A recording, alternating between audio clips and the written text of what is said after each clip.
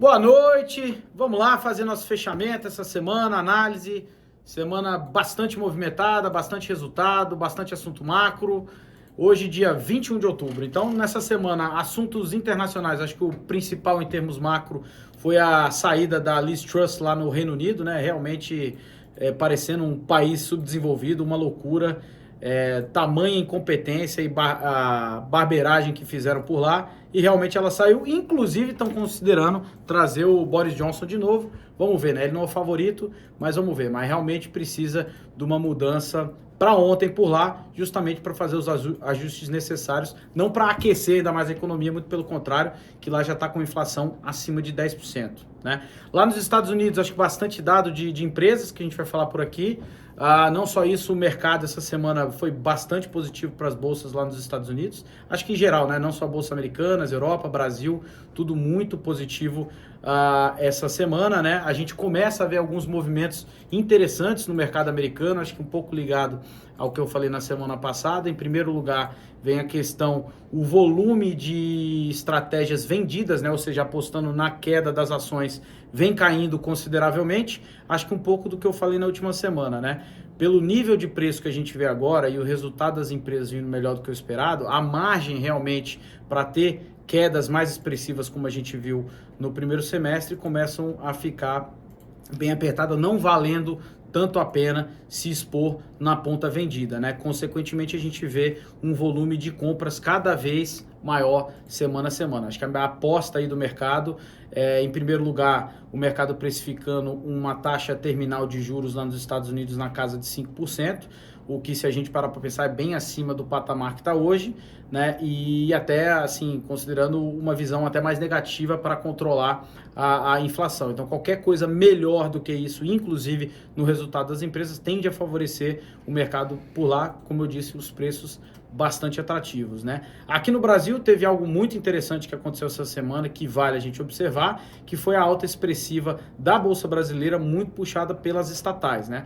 Eu acho que a interpretação que fica aí, principalmente a partir de terça-feira, é que absolutamente todas as pesquisas eleitorais indicam uma tendência, que é o fortalecimento do Bolsonaro e a queda do Lula, né? Não quer dizer que é uma vitória garantida, mas acaba ficando um pouco mais favorável, ou seja, na tendência para o Bolsonaro, o que fortaleceu todas as estatais aí subindo bem forte e puxando bastante o Bovespa, né? A gente precisa ver ainda como é que vai ser o movimento, mas essa é a tendência, né? Na parte de câmbio também favoreceu o real, muito pelo que eu acabei de falar, né? O dólar na semana passada fechou 5,34, fechou a 5,16, mas não deixou de ficar bastante volátil, subiu muito forte na segunda, e a partir de terça aí, realmente a gente viu bastante movimento de queda, né?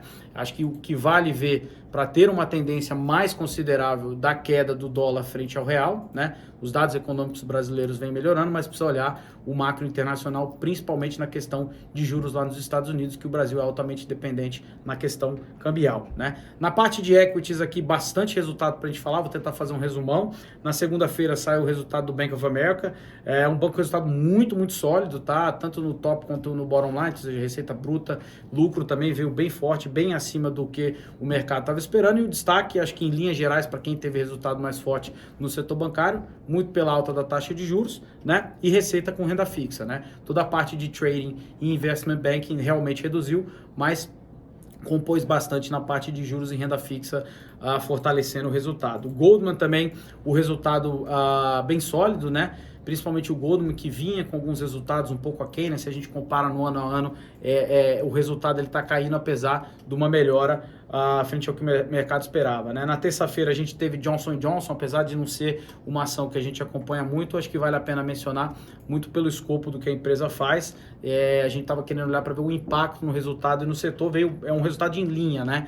E um ponto a ser observado, que já era esperado pelo mercado, é a questão do guidance, né? Então o guidance veio um pouco abaixo, justamente pela piora na questão de juros e de câmbio, lembrando que a Johnson & Johnson depende muito do seu resultado internacional. Se o dólar sobe, isso impacta negativamente no balanço da empresa lá nos Estados Unidos, tá? Também na terça-feira, outro resultado aqui que eu confesso, achei que não viria tão bom, mas veio bem melhor do que o mercado esperava, foi o resultado do Netflix, né? Aumentou aí a base em 2,1 milhões aí de usuários, versus 1 milhão do que o mercado esperava. Lembrando que para esse tipo de negócio de streaming, o mercado olha demais a questão de crescimento de base, né? Questão de crescimento de usuário, então veio bem forte, a ação subiu aí mais de 10% depois do resultado. Só que a Netflix já divulgou, e eu considero isso uma divulgação muito acertada, que foi que a partir do primeiro tri do ano que vem, né, ele não vai mais divulgar, a Netflix não vai mais divulgar o crescimento da base de usuários, e falando para o mercado claramente que deve olhar a solidez do balanço, crescimento de resultado, lucro por ação. Acho muito assertivo, porque realmente tem que mudar essa questão da dinâmica de análise, tá? E na quarta-feira veio o resultado da Tesla, né? O resultado da Tesla, na nossa visão, é um resultado bom, tá? O top veio um pouco abaixo, muito pressionado, e já estava um pouco na expectativa da questão da inflação, né, o acejamento de preço e cadeia logística, né? A Tesla acabou sofrendo um pouco nessa questão, mas o lucro por ação veio bem interessante. Eu acho que o lado mais bacana aqui que a gente vê, né? A gente tem Tesla aqui no nosso radar, né? A gente não tem ela no fundo ainda por questão de preço, estamos monitorando bastante isso, mas é uma empresa que vai muito além da questão de carro elétrico, né? Eu acho que o resultado que ela teve só na questão energética veio muito forte, crescimento de mais de 60%, então assim, muito interessante, né? Mas o preço realmente assim não dá aquela margem de segurança para a gente dar um call de entrada, e a gente ainda continua monitorando, mas gostamos demais da empresa, tá? Na parte de cripto, né, nada mudou, estamos estagnados realmente. Até fiz um post lá no Twitter falando disso, como o Bitcoin, acho que tem dois fatores aqui a ser observados. O primeiro, ele está estagnado desde agosto, ou seja, não sai da banda de 19, 20 mil dólares, tá? Esse é o primeiro ponto. E o segundo ponto é que o Bitcoin atingiu pela quarta vez aí, desde 2015, quando começou a monitorar esse dado, uma volatilidade menor até do que o índice SP500, né? É claro, isso é um pouco um indicativo de uma tendência de melhora para o mercado de cripto, mas ainda não dá para cravar, né? Mas realmente, assim, muito, muito atrativo. Mas a dinâmica macro precisa melhorar na questão de fluxo, principalmente, para a gente realmente ter uma tendência aí de alta e superar essa banda de 20 mil dólares, tá? Para a gente aqui no Pascal, né, semana bastante positiva também, né? Acho que destaque aqui principal o nosso hedge de Ibov, né? A gente fez um hedge na questão de commodities, né, empresas mais da velha economia, para proteger um pouco a carteira de tecnologia. Foi a principal aí, resultado aí do fundo na semana. E depois, forte pra caramba, veio o Twilio subindo mais de 12 e Trade Desk, né, duas empresas que vêm apanhando bastante no ano, mas com muito, muito fundamento. Ambas as empresas crescendo acima de 30% ao ano, continua esse ano, tá? Então, bastante atratividade para frente, mas são empresas que caíram na casa de 70% esse ano, né? Na ponta negativa, a gente teve XP, né? XP sofreu bastante essa semana, caiu 5%, e o Bitcoin, que ficou levemente em queda, como eu falei, está bem estagnado na banda, caiu em torno de 1,5%, tá?